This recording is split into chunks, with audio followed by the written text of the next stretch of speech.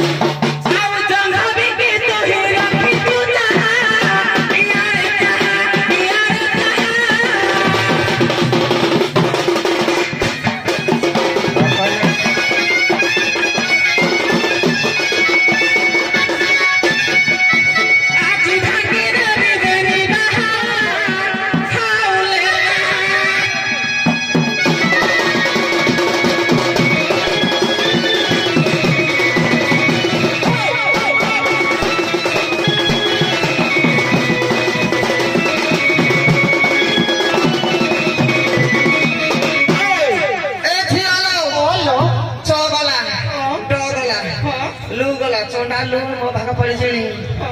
ओतला खाली सुन के हेई जे खजाई गुला गरी हां ओ वाह खाली ओ परी परी भ निर्मोलिया खाली परिष्कार खोजे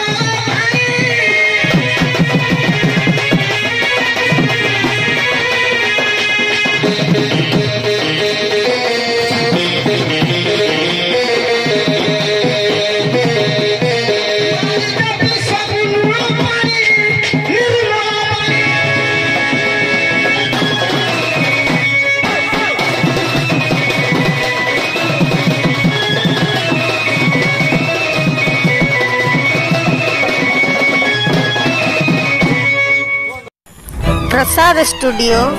यूट्यूब चैनल सब्सक्राइब करंतु।